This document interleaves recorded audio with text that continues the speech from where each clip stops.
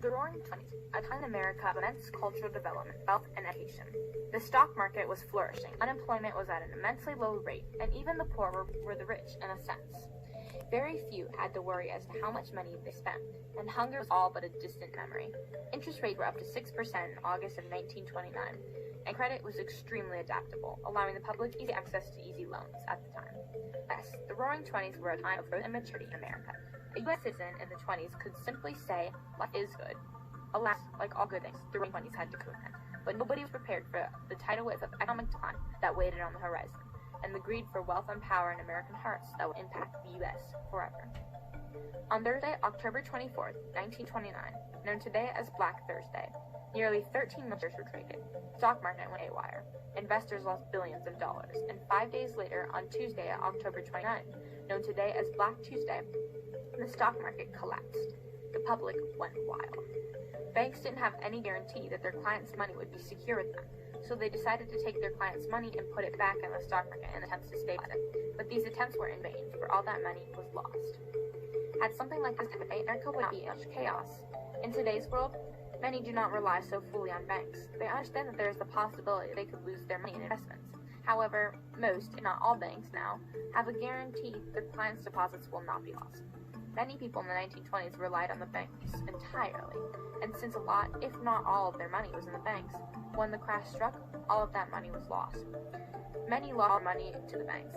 And when many lost all their money to the banks, employers couldn't pay people to have jobs, and soon unemployment skyrocketed. Those who didn't lose their money to the banks lost their jobs, and soon were unable to pay for food, water, and rent. Many became homeless, and famine overtook a vast majority of the U.S. What Americans know nowadays as the Great Depression had begun, and the Roaring Twenties knew. According to history, Black Tuesday had caused the longest and deepest economic decline in the history of the Western world. 10 long years passed before America could begin from this traumatic event, but one of the greatest questions raised by the crash was why. Why had Black Tuesday's effect taken hold for so long and dug so deep? A country the size of America could quite easily recover from an event like this without much trouble. Why had Americans struggled so hard for so long? Many believed the government and the bank were at fault. Another contributing factor was greed. In the Roaring Twenties, life was a competition. Who had the most money? How much money they have? How much money must one earn to be richer than that person? Every being in America wanted to be on top. The richer you were, the more power you had. This led directly into the crash, as to become rich, many invested in stocks, not thinking about how putting so much money into the market would affect the market and their own financial well-being. Banks had little cash reserved in first, meaning that if it would be a real emergency, clients' deposits were as good as gone. Banks simply did not have the money to give their clients back their deposits. Whilst banks struggled with the debt they were in with their clients, other people continued to get loans and get interest from banks and kept putting all of that money back into the market. Banks started to fail. In the 1920s, an average of 7 banks failed per year, but after the crash, an average of 744 banks were failing every 10 months. People were losing their money, and fast. Soon stock prices rose, and continued to rise, until prices became too high and crashed. Many struggled to regain their claim on top. However, they had no money. Yes, growth controlled everyone in America in the 1920s, forcing them to live, spend, and do things a certain way.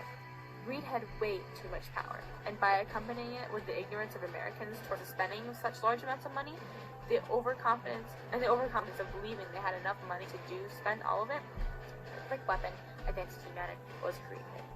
Although many could argue that different causes ultimately led to the stock market crash, the biggest cause at fault is humanity.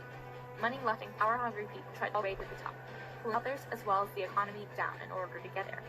According to history, newly minted Wall Street millionaires, meaning cash recent millionaires, showing off their money caused many to recognize and seek out the life of the rich.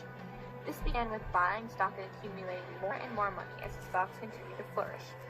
As earning money started to become easier, people started to become greedier, and this soon became a monumental issue. Peer pressure also presented a big challenge amongst people in the 20s. Nate Henley, author of the book Big Con, Great Hoaxes, Frauds, Grifts, and Swindles in American History, has studied the crash of 1929 and the ploys of getting money in the 20s. Intentionally or not, Henley states, the message that filtered down to the public was, be bold. Courage is good. Don't be timid. In other words, don't hesitate to invest your cash. Both the peer pressure of the public and greed to make people do things they would never do. They were consciously making decisions, causing the destruction of their lives and the lives of people around them. The human race tore itself apart in the 1920s and has caused problem after problem because of it. Too many followed the herd, and as history shows us, that is not good, and that a country ought to be doing at times such as 20s. The simple solution to the crash was to eliminate greed and hunger for power among Americans. The hunger to be above others brought brothers and sisters against each other, fighting for money and power, and soon enough, fighting became relentless and caused money to throw away more and more money into stocks. According to Prezi, life in the U.S. used to be die for. Living the American dream was what America was about, or Americans brought the economy crumbling down. On that Friday in 1929, something changed in the hearts of Americans, and people started to become more cautious with how they spent and how badly they wanted money. In March of 1933, when President Franklin D. Roosevelt was inaugurated, banks in all 48 states had closed or replaced restrictions as to how much money could be withdrawn by depositors. Today, banks also have limits on the money you can deposit into a bank. If you plan to invest more than $250,000, the Federal Deposit Insurance Corporation (FDIC) cap, banks don't have a guarantee that your money will be safe with them. But by investing in multiple banks, people have found ways to keep their money in good hands. By understanding what went wrong that day, Americans act and have not faced an economic decline anywhere near the size of the stock market crash. However, another crash happened in 2008-2009, known as Great Recession, but the effects were not nearly as severe or devastating as the last one. America has changed, and with it, its people. Greed is no longer abuses its power over people on a threatening level, and in that area, America may rest easy.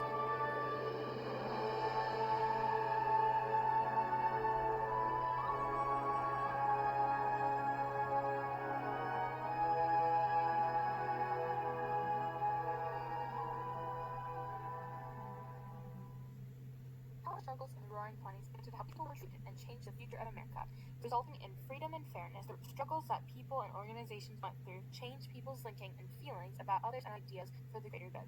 Though these struggles brought about hardships and pain for many, the outcomes of these pains brought about a time of rebirth for many, giving women rights and many other freedoms. The change, though difficult, shaped America to what it is today. Women are free to vote and feel comfortable to speak out, and U.S. citizens have a major say in what happens around them and in the government. Furthermore, people are now cautious of the future and have started making decisions that help them in ensuring the greed and money do not overflow their will. Showing the major and minor power differences in relationships within their society, along with the comfortable changes that come with them, the 1920s were clearly necessary for the growth and development of mankind.